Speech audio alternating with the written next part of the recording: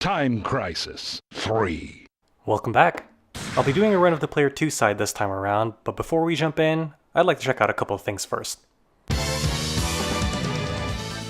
You'll notice that we can now select Rescue Mission from the main menu. It's a new game mode that's exclusive to the PlayStation 2 version, and I'll be doing a run-through of that in the next video.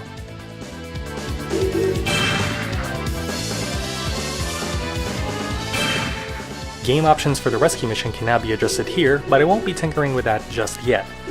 For now, I'm going to go back to the default amount of 4 lives, and I'm also going to be raising the difficulty to hard because I think that's what most of the arcade machines are set at. I should probably also mention that in order to play the Player 2 side in the first place, all you need to do is just have a controller plugged in the second controller port. This also enables split-screen 2-player mode, but because the game shrinks both screens so they fit on one display, they can be a little hard to see if you don't have a fairly large TV. Link mode, on the other hand, requires a more demanding setup of 2 TVs, 2 PS2s, 2 copies of the game, and a link cable, and I'll post the setup diagram in the thread to show how that works.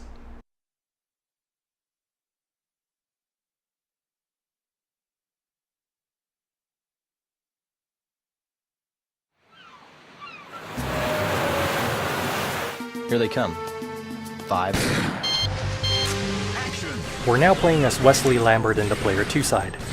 Wesley joined the VSSC around the same time Alan did, and he holds the codename Pegasus. In terms of gameplay, the only real difference between the Player 1 and Player 2 sides is the side that each path takes.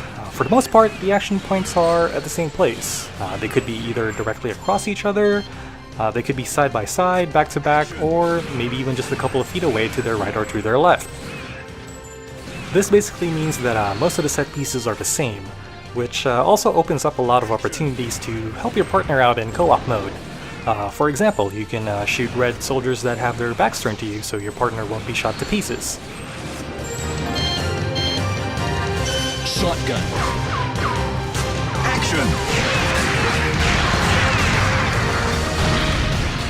I always shoot that guy off in the left because he gives out grenade ammo, and that helps a lot with the boss of the stage.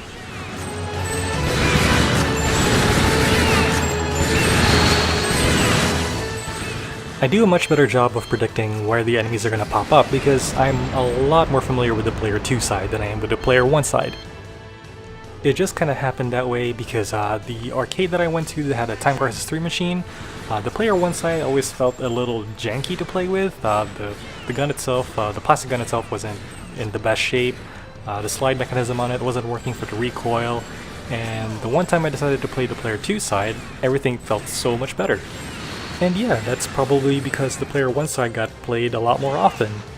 So because of that, I usually just play on the Player 2 side instead. Shotgun. Handgun. This is the first action point in the game where the players split up. There are enough action points like these to help make the paths different, even though they both end at the same place. This machine gunner that pops up in front of us has to be taken out immediately. If you don't take him out quickly enough, once he gets to the left side of the screen, he'll start firing a stream of red bullets at you at close range. Action!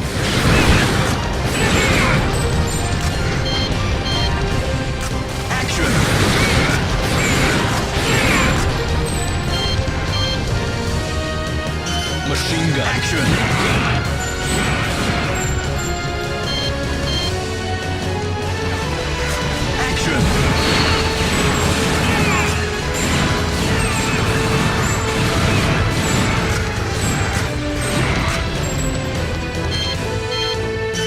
Grenade. Action! Awesome, I didn't screw that up.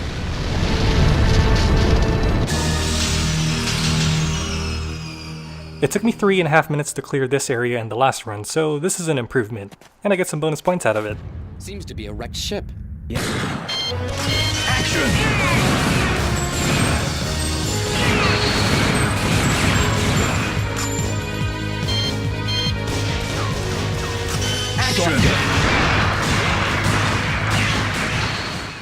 The red soldier that appeared there on the right hand side is where I lost my first life in the Player 1 run. Since we're on the Player 2 side, we don't have to worry about that.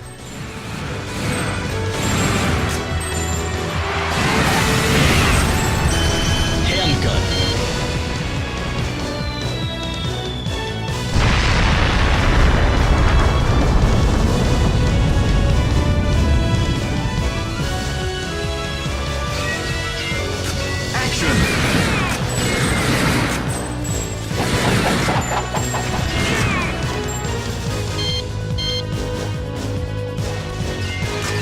Action!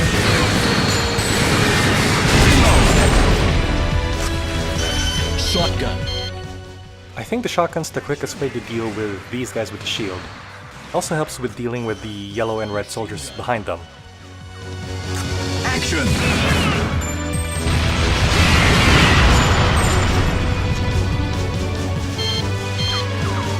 Action!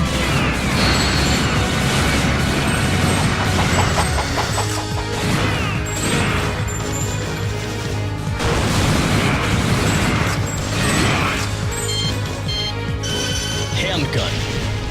Action! Reload!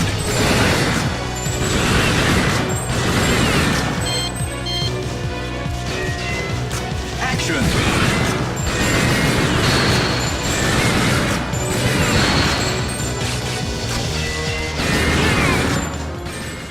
I got real lucky on that one. I was trying to shoot the guy before he popped up on the right there, but I ended up shooting the ladder instead.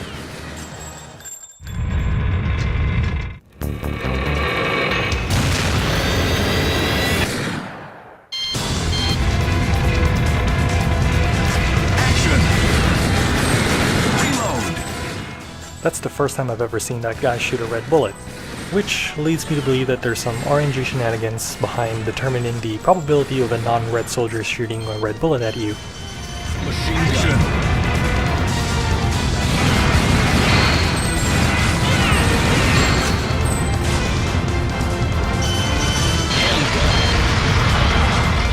Machine gun.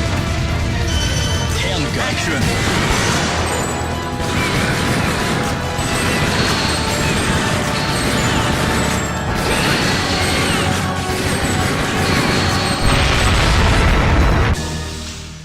I was only a second faster in clearing this area than in the previous run, but in the previous run I only got 19,000 points, and in this one I got 20,000 points as bonus. Action.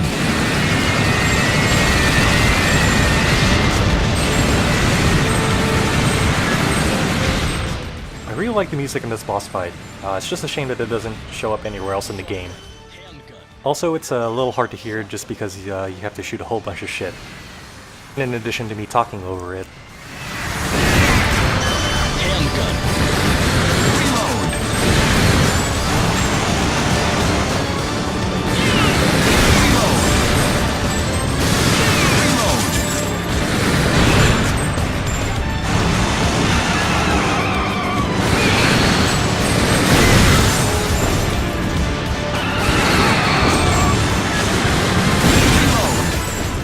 I'm actually happy that went much better than I thought it would. This boss fight has barely any differences between the player 1 and player 2 sides, so it's pretty easy to remember exactly where the enemies are going to be coming from.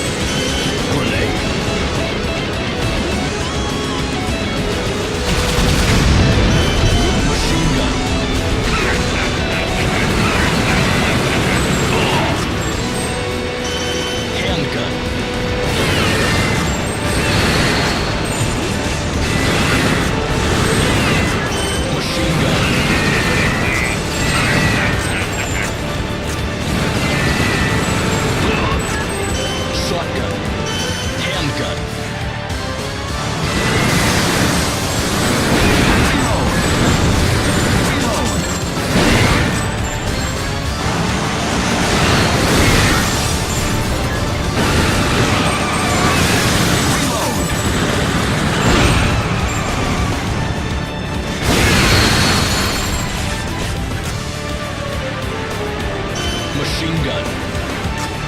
Shotgun.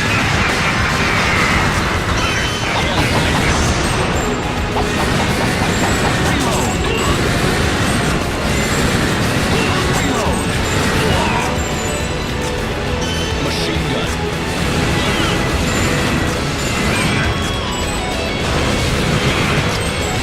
Shotgun. Grenade. Handgun. Machine gun.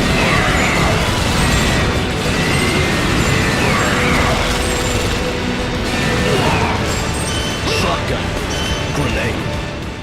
I decided to try something a little different here. Normally I don't unload my grenades on him, but it definitely helped to finish this fight faster.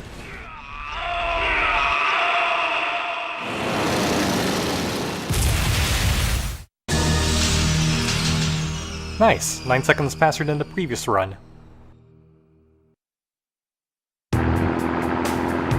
My name is Alicia. I'm with the Lucan.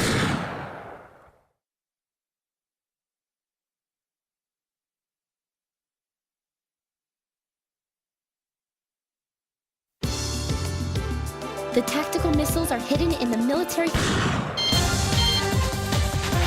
Action!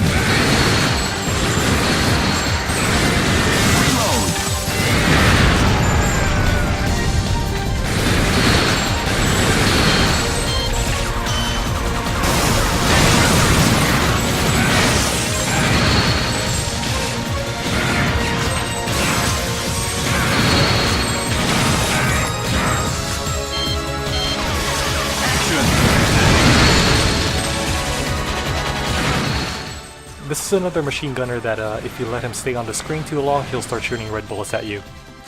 There's a clawman here at the start of this action point that is blocked by the plates in front of you. You can see him plainly in the player 1 side, but in the player 2 side, you just have to know he's there. Action!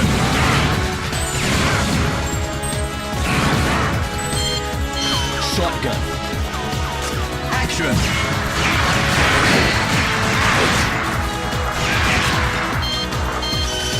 Shotgun. Machine gun. Action!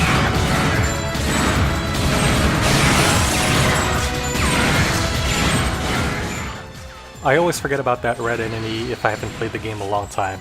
It's a huge fuck you, basically.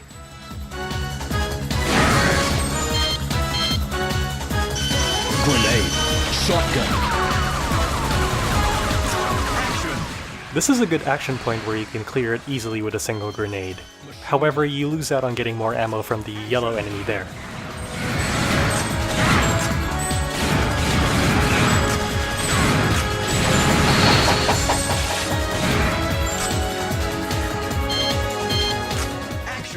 That set piece is much more difficult on the player 1 side.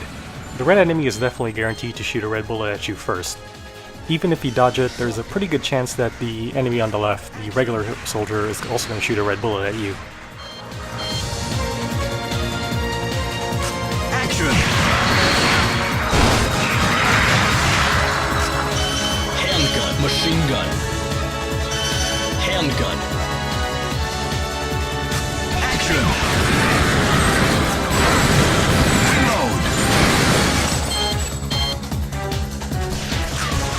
Machine gun. Shotgun. Yep, this game's pretty unfair sometimes.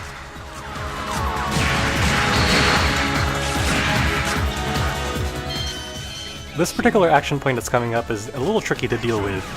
The enemies are fairly spread out here, and you can easily get caught off guard by where some of the red enemies are going to be popping up from.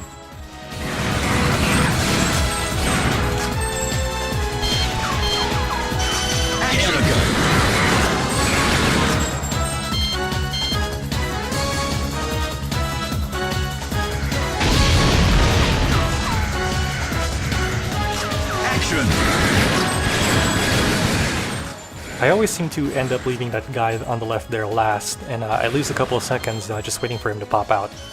Shotgun. Grenade. Machine gun. Shotgun. Action!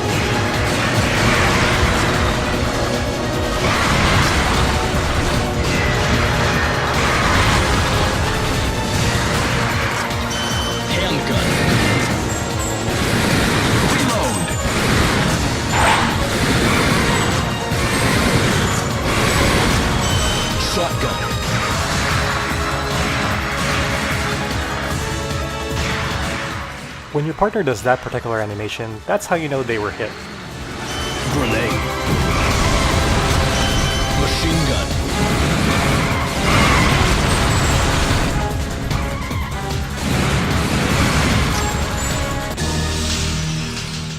5 seconds faster, but unfortunately not fast enough for bonus points.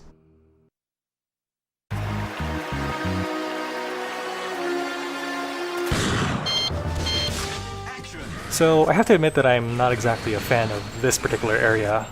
Whenever I get to this point in the game, I'm always thinking, great, it's this place again. And I always get that feeling of just wanting to get this particular area done and over with. For starters, I think the music doesn't exactly fit this area well, and it probably would have worked better as the music for the first area, the final stage. Also, the enemy and the set pieces are kind of positioned in places that make it seem like they were put there for the sole purpose of annoying you instead of challenging you. And yeah, the pacing really slows down, especially at action points when you're dealing with the clawmen that are wearing aquatic gear later on. Speaking of annoying enemy positions, you only have about a second and a half to shoot that guy before you get hit by the flamethrower. But yeah, I think what they were trying to do here was a rehash of the second stage of Time Crisis 2, which takes place in a forest near a supply depot before getting on a train that leaves from there. Most of the enemies in that first area were moving across the screen along with your point of view, and there was also a cool set piece where you picked up a machine gun with infinite ammo, and you proceeded to destroy an armored vehicle. And looking back on it now, I think that was also what inspired the creation of the Crisis Zone spin-off and the inclusion of the machine gun in this game. But yeah, there aren't any action points in that stage that slowed the pacing of the game, unlike this one here, especially if you prefer to spare those clawmen. Which, if you do that, it just means you're gonna have to wait around a little bit.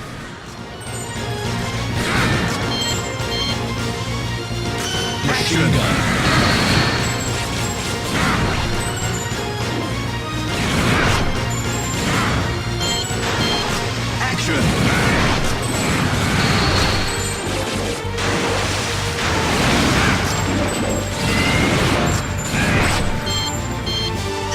Shotgun, handgun, action!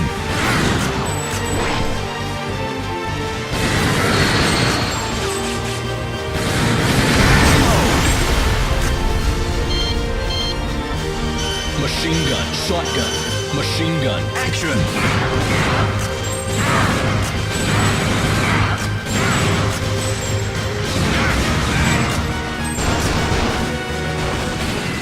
That right there was another red enemy that used to constantly catch me off guard, but now I know better.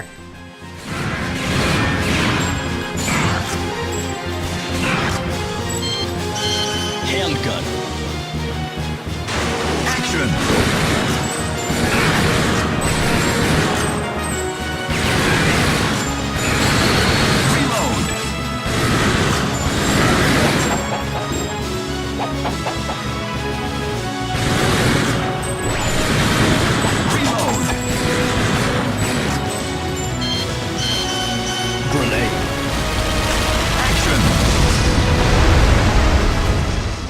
I'm honestly not quite sure what happened there, but I think it was because that first submersible armored vehicle was still technically on screen, so I ended up hitting that one even though it was just destroyed. Machine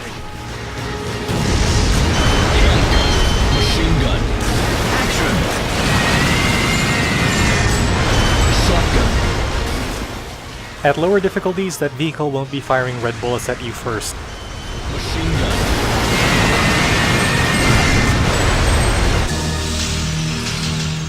6 seconds faster, and somehow I didn't manage to lose a life.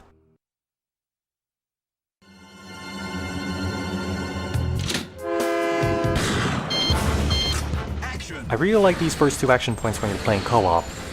In the first one here, you're looking out on the side of the train in the player 2 side, while in the player 1 side, you're looking up over the crates. Individually, neither side looks particularly interesting, but when you're looking at both screens together, you really get the sense that both Alan and Wesley are working side by side.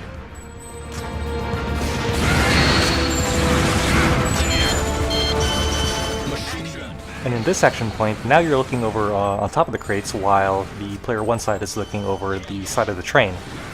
The enemy positions are largely the same for both sides. You still get the one guy that pops up, and whoops, I thought that clawman was going to go for the player 1 side. Anyways, you still have the surprise enemy that pops up from inside the crate on both sides. And I don't know, I just think it's just really interesting to have, for this to be a way for both players to experience what is essentially the same set piece, except now you're looking at the front of the train instead of the rear of it.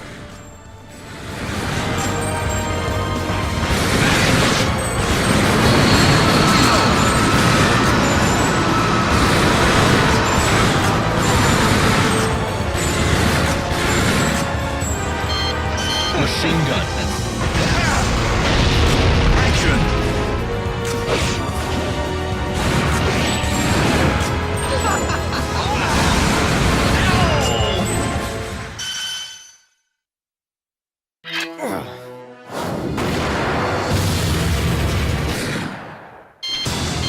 Grenade. Machine gun.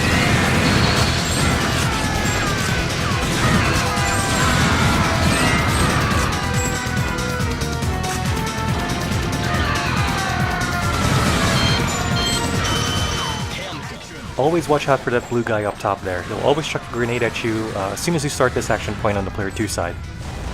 Danger! Danger! Danger!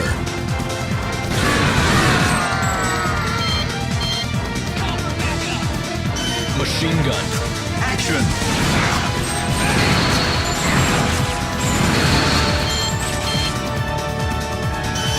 Handgun. Action!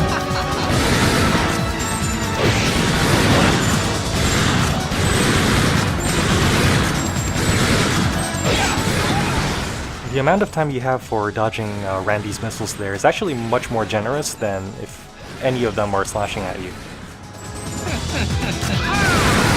Reload! Reload!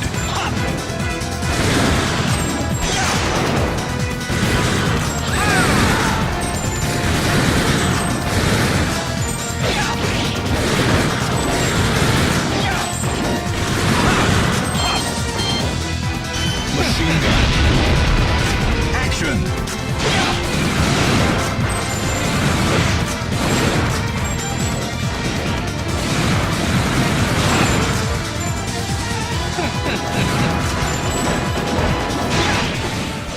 I wasn't expecting him to do a second attack there, but now I know. Shotgun.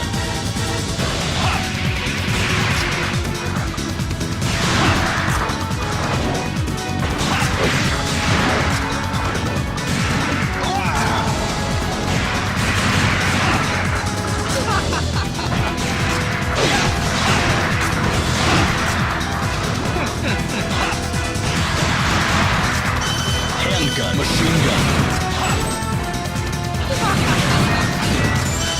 Handgun. Reload. Machine gun.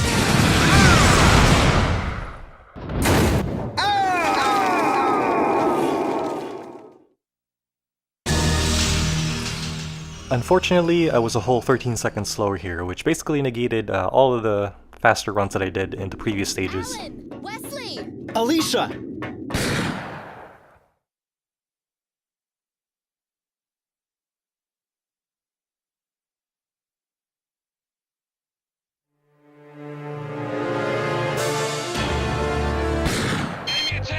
Action. Reload.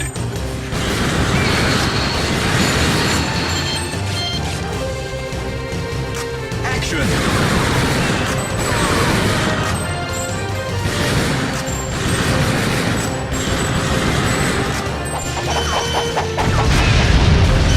Machine gun.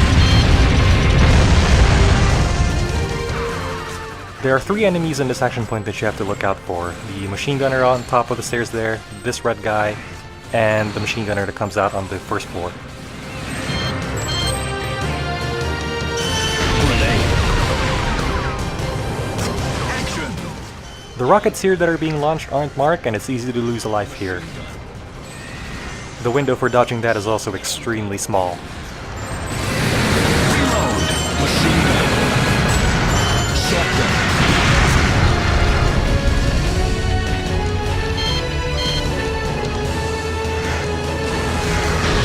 Action.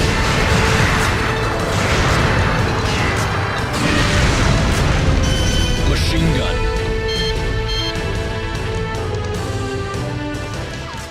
This particular action point is kind of harsh on the player 2 side. You have that red enemy that only shoots at the player 2 side, and you also have a clawman that pops up right there.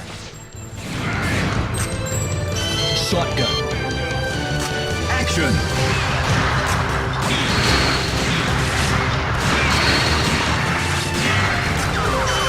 Machine gun. Handgun.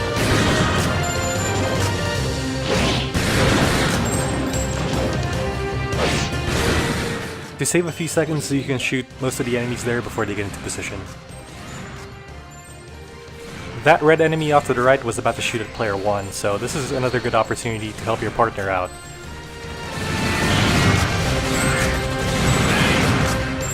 Handgun.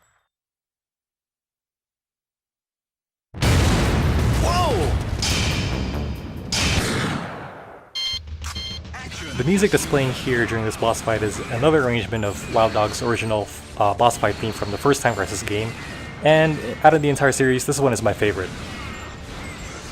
God damn, that was a really sneaky shot. Also, when you lose a life or start again from a continue, you gain a small amount of time to be invincible from another red bullet.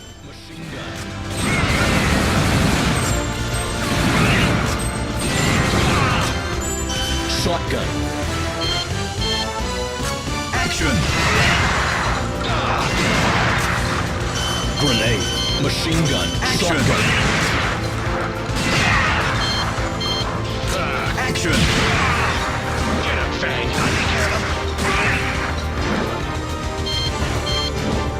Action. Even if you know that Wild Dog's going to be coming out from behind that crate, you actually still have to be not hiding behind cover to have him pop up, because otherwise if you're still hiding behind it, he's not going to pop out. Action.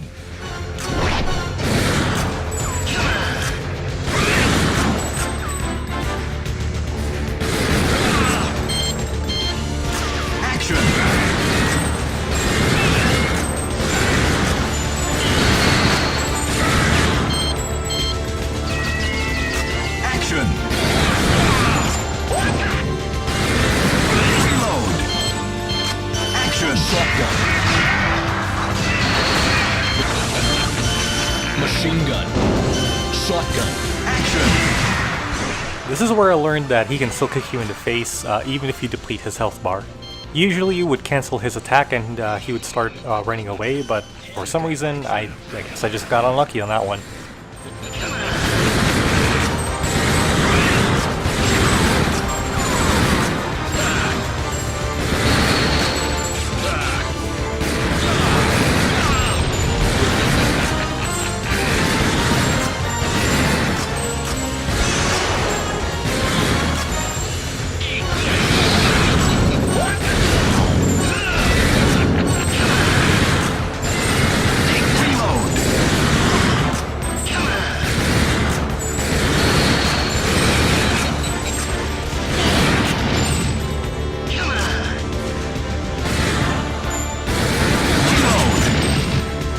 Machine gun.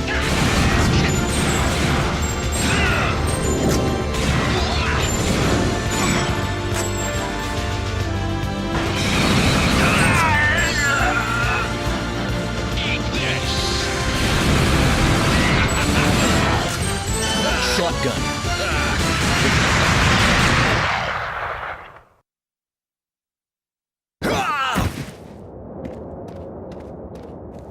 Ow! Beaten by a couple of young punks.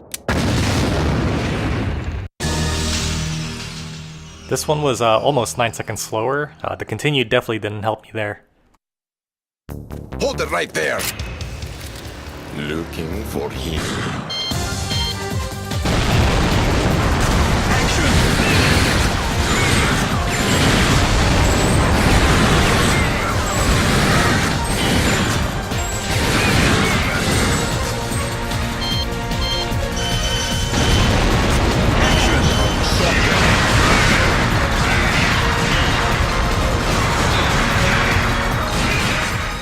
Unlike the other clawmen from the previous stages, those two will attack twice.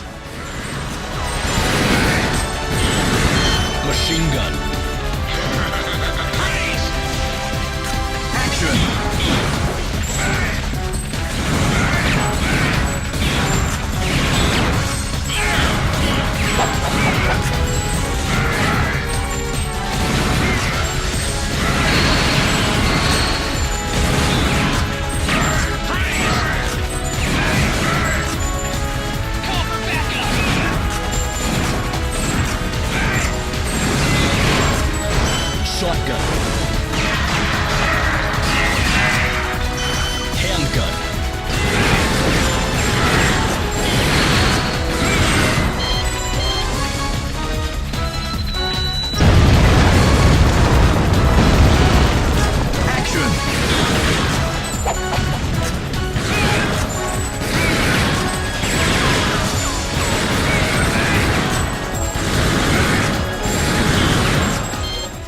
Once again, we're heading into the library section.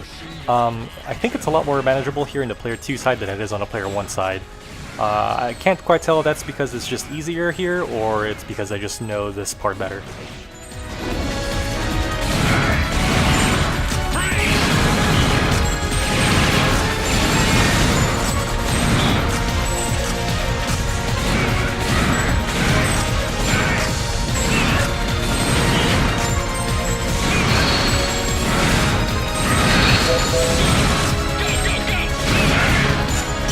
Shotgun.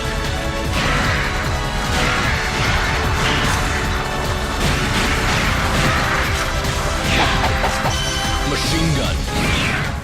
I like to call this next part the shooting gallery.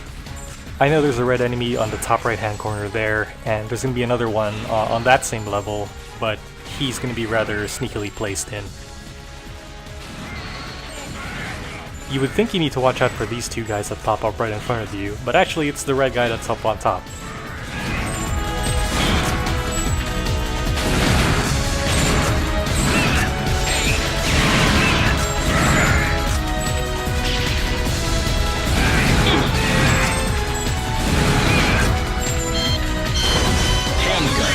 Grenade. Fuck it, why not, right? And it was only about 3 seconds faster on this one.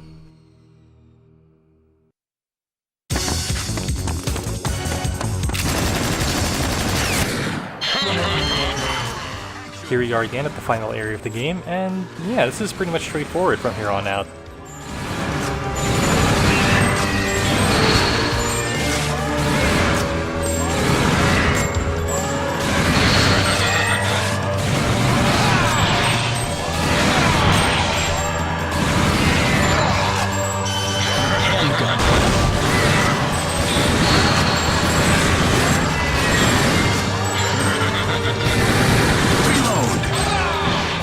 If you keep your aim, or rather in this case your crosshairs, generally on the left side of the screen, you'll have an easier time hitting him.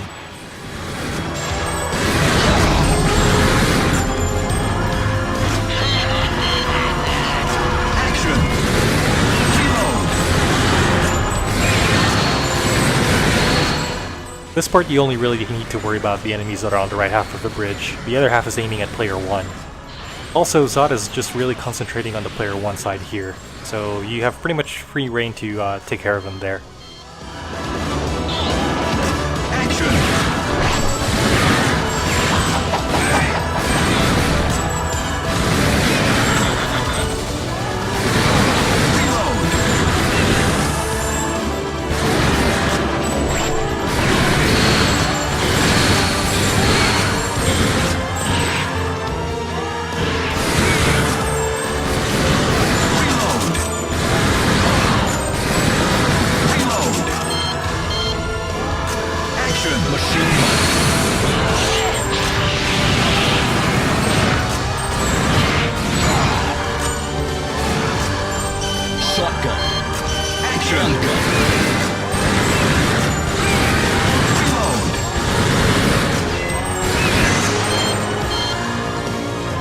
Machine gun. Action!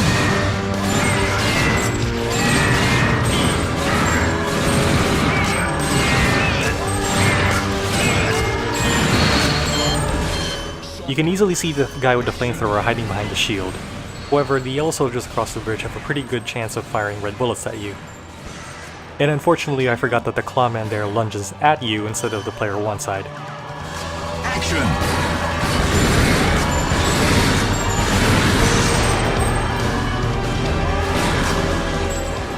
Getting hit twice in a row like that was just a bad play on my part. I thought I was going to go to the next action point, but clearly I thought wrong.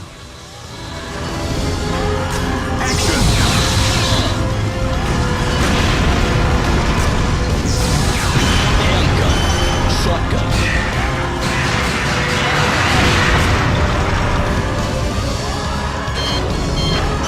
Machine gun.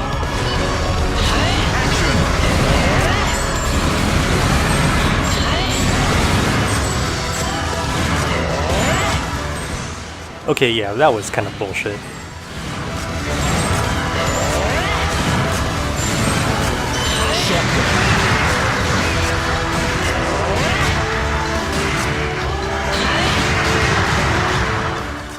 17 shotgun shells later,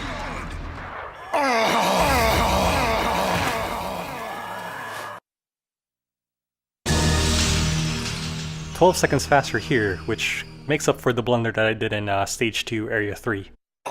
So that's the Player 2 side, and this also wraps up the original arcade game.